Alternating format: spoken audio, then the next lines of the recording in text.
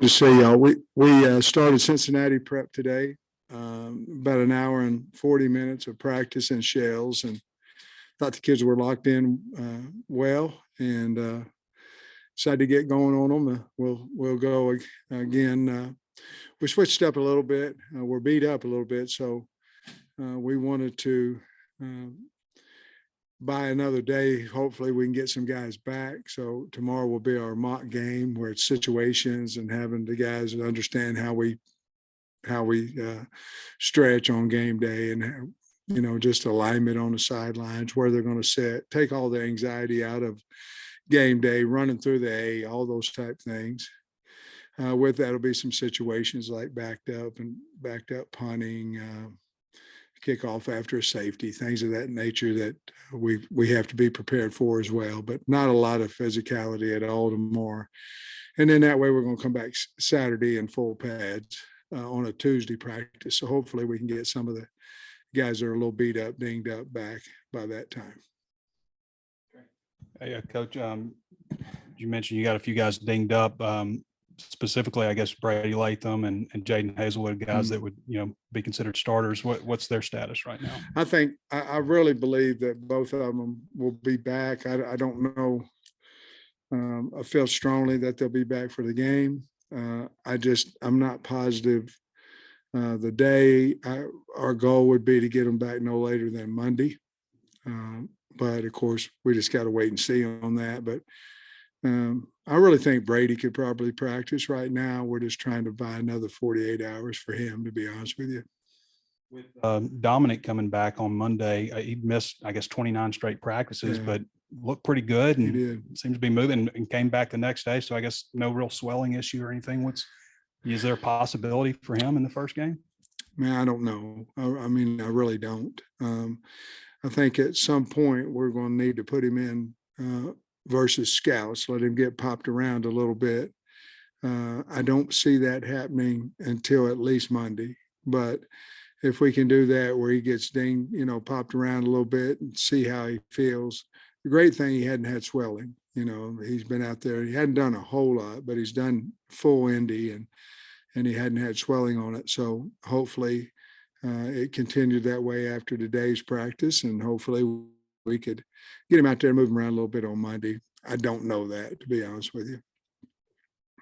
I know you're hoping he's going to be ready to go for Cincinnati, but with Brady out right now, you're getting a look at Tykees at right guard, Limmer, I guess, over at left guard. How comfortable are you with that combination if you were have to very, that? I mean, very.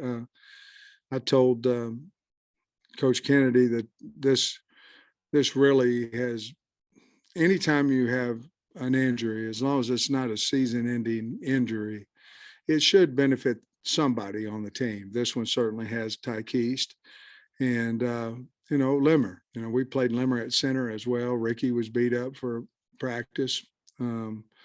So I think we'll end up being a better offensive line because of this. We certainly want Brady back, and we'll get him back.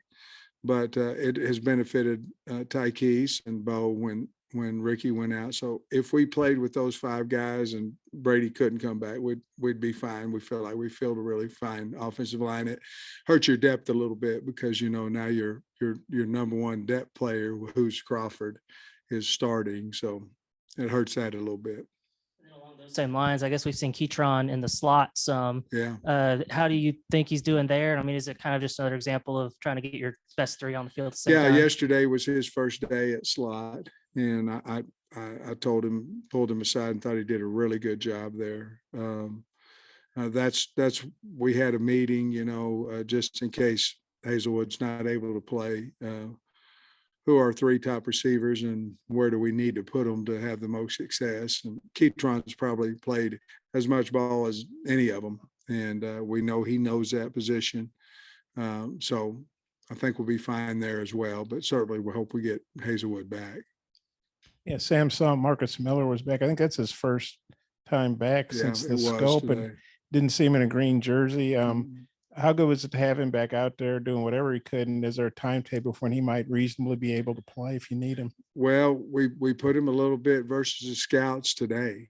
I didn't want to put him against the big, the one O line or anybody like that. I didn't want that first day back, but I thought he looked pretty good. I think he's ready to go. I think he will be ready to go. And it's really good for him because, Marcus had the knees before. And then, last year, I believe he got COVID and was out for a while. And he's had a little tough luck a little bit here. And, then this knee deal happened this year. And, but I think he worked his tail off to rehab, and it's good to see him back out there. I think he'll be able to play without any doubt on next Saturday.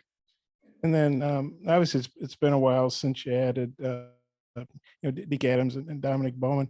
How do you feel like those guys are fitting in? What do you like about what they're doing? And I'm sure it's nothing to do with you hiring them, but one worked at Washita Baptist, one worked at Arkansas Monticello, I think. So they both were at small schools. Now they're at the flagship school in the state. What do you think about that? Well, I love the fact that they've already understand the state. Certainly could help in recruiting with some of the relationships they've made. They both have done a really outstanding job. They both have family in Arkansas, and just really glad they're here. We've got to take the anxiety of game day out of them too. So tomorrow is just going to be a calming day for all of us, where that's what we do here. That's what and Deke and Dominique had as many questions as the freshman athletes are going to have, so I'm really proud of them and glad they're here. Barry said the other day, he's actually learned some stuff from them, and Barry's obviously a pretty accomplished coach. What have you thought of they've added, value to the staff? Just different ideas. I think we're doing a little bit of different things in the secondary since Dominique got here, convinced Barry of some things there. Deke's brought a different coaching style. He was familiar with the 3 down front, familiar with the 4 down front. Some of the games, some of the different blitzes that we have in now. A lot of them came from, or some of them came from the past of what Deke's done in the past. So all of them, it's any new coach is going to add something. You're going to either mark it out and say, no, we're not going to do that. Or you're going to say, you know what, this could be a package that helps us in this look. And both of them have brought those things to the table. Clark's been doing good in practice, but that second quarterback spot, you guys haven't really figured out yet. Have you seen anybody emerge there? How are you feeling about that spot? No, I mean, we've got 3 that we trust going in there. That's the one of the spots I couldn't tell you who would run out there at corner today. There's 3 of them, with Nudie, Day, and Malik. We've got to find that guy. We're confident in all those guys, but we've got to find that guy. It's more important to the kids who runs out there the first time, honestly, than it is to the coaches. But we got to, if they're that close, but we've got to make that decision here sometime Monday or Tuesday, I would guess. Coach, I think we had you at 84 scholarships heading into camp. Is the plan to retroactively apply that kind of like you did this year? With a couple guys this year, and also with 2 players entering the portal, do you lose those scholarships or do you get those back? And if you do, what do you plan to do? Okay, the first thing is let's go backwards. You get the scholarship back in January. Okay, so they've got their scholarship for this semester.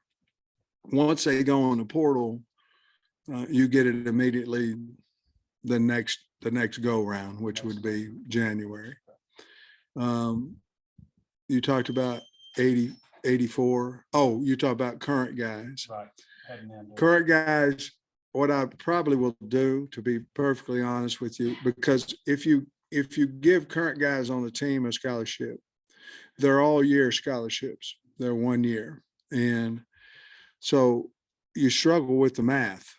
And so the math says you have 20 something committed. How many are you going to lose? And then can we get to 85? That's the whole thing. So probably what my idea would be, you can retro them back as long as you do it before the semester ends. So what I might do is wait till December, see where we're at scholarship wise. And then if we feel like we could be under at that time, maybe award a walk-on guy or something like that, a scholarship. The other thing is you could award a guy that is a senior that's going to graduate at Christmas. You could do that and then get it back in January. But I don't think we have but maybe one or two guys on the team that would even qualify for that. So I think we'll wait before we do anything with the scholarship. We'll wait, but we know we can give it backwards, and so we just sort of like we did the kicker last year. So that's what we'll do. And I don't think, let's say out of the green guys, Jaden Wilson and Marcus Henderson, I think are the only guys that you have. Green today. Jaden's practicing. I think he'll be fine. We've got him in a green because we just don't want to hit him. But he practiced the whole day yesterday and today, and he'll be ready. Marcus Henderson's another story. He hadn't been in there banging yet, so I don't really know right now. I probably wouldn't count on him for next Saturday at this point. Be the plan, like what you have going on right now with Limmer shifting to left guard and Takia's coming in at right guard. If there was something that happened on the offensive line, just kind of, you got Latham and Limmer who can move around a lot and just try to get Takia's in there somewhere. Yeah, you're going to get him in. I mean, that's the bottom line, and you'll find out how to work it around because you have Brady and you have Limmer and you have, Ricky could play guard. It would never happen, if that makes sense. I mean, we're not going to move Ricky, to put somebody in at center, you know what I mean? So, but he could play guard as well, which actually we played him in guard this camp at guard because we told him when he came back that we could help him with his draft by moving him to guard so the guys could see him play guard. And so he's probably got 35, 40 reps at guard in practice. The scouts were in today and they talked to me about it. And I said, well, look at practice this, look at practice that, look at practice that. And you'll see him playing guard live, one versus one. So we have tried to help him that way. He's certainly been good to us. Coach, with the battle at that second corner spot, you mentioned you got three guys you feel comfortable with. Could you envision a scenario where you rotate a couple of those guys or all three of them in a game, just kind of see who, shines brightest with the lights on? I think so. The problem with the corners has been nagging injuries. If we were healthy, you probably have a pretty good idea who's your top two corners, but we just haven't. None of them's been healthy, and growing pull here, hamstring here, quad here, just things that's taken them out of practice, and nobody's really Wally pipped anybody yet, so we'll just keep going. They're all healthy right now. So hopefully in the next day or two, we'll make a decision. And I know you just recently got into the Cincinnati prep, but I guess they haven't announced the starting quarterback yet. Do you have any thoughts on those two guys and how you go about preparation? They're both good players. One obviously maybe a little more athletic than the other. We'll prepare for both, but both of them can run, and both of them can throw. One of them just a little bit quicker than the other guy, but we'll be ready either way. And I wouldn't be surprised if they played both of them, to be honest with you. What do you like about Simeon Blair, and how has he kind of progressed from his time when he was, a walk-on and a scholarship and now potentially a starter? Yeah, everything would be the first answer. He's smart. He's a great team player. One of the hardest working guys on the team, appreciative of what he gets. I'm not a flashy when you offer a scholarship to a guy and do the video and all that. And I applaud those guys that are. I just know that the guy's not getting one is feeling as bad as the guy getting one, is feeling good. So, but that was a special moment to be able to give him, he earned a scholarship. And then from then he's just taken off. I mean, he runs the ball. He's a leader over there. He'll hit you. You'd like to have a whole bunch of Blairs on your team. Hey, Sam, I think I probably know who they'd be, but have you definitely set your number one kickoff guy, your number one punter, your number one snapper? Yes. Could you tell us who they are? Or I thought you would tell me, and I just okay, said well, yes. I think Little's going to kick off. I think Steid's your snapper. I think Bauer's your punter. But I mean, I don't know. Maybe. Firm for sure. It'll Yeah. be Bates or Little kicking off, and Little will be your field goal kicker, and punter. We're close, but we're not ready to say there on the punter, and Steiner, he'll be a snapper. And I know Crawford and Lewis, they obviously didn't seem to figure in the rotation, but you spent time, energy, money recruiting those guys. Now, a week before the opener, they go into the portal. I mean, how do you feel about that? And the fact guys leave so late, in the process. I feel like if they don't want to be here, they need to get in the portal, and I have no problem with it. If you don't like it at the University of Arkansas, you need to go someplace else, and that's what the portal's for. And we're not for everybody. I mean, you got to practice, and you got to, go to weights. You got to do, it's hard. If you don't like it, then that's who we are. We're not changing, and go in the portal.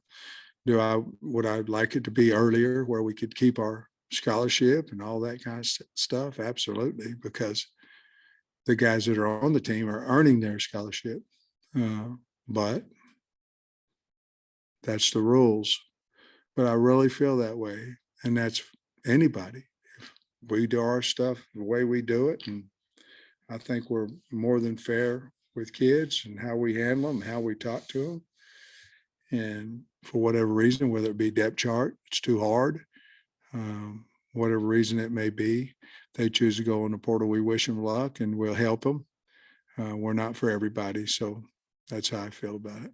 So one more little off topic. I know I think you probably get along with all the coaches, but I know you and Courtney seem to really get along. I don't know if you knew, you're probably so engrossed in your prep, but she got a new contract today. I'm just wondering. She get a lot of money? I'll tell you afterwards. I said on camera, but I think it's through 2030 or something like that. I think it's through 2030. A pretty good extension. My Lord, they didn't give me one. They thought I might be 6 foot under by that date. I might be. What you think about that? Love it. She got a new contract. Love it. She deserved. I don't know what it was. But when I was here the last time, their program was worse than our program when I got back. And then look what she's done. It's an inspiration. It's an inspiration to all of us coaches. And she is the salt of there. She's a wonderful person. And I'm ecstatic for her, and really more importantly for the kids that she coaches, and that she's going to be here at Arkansas. She's great. Thanks, Coach. All right.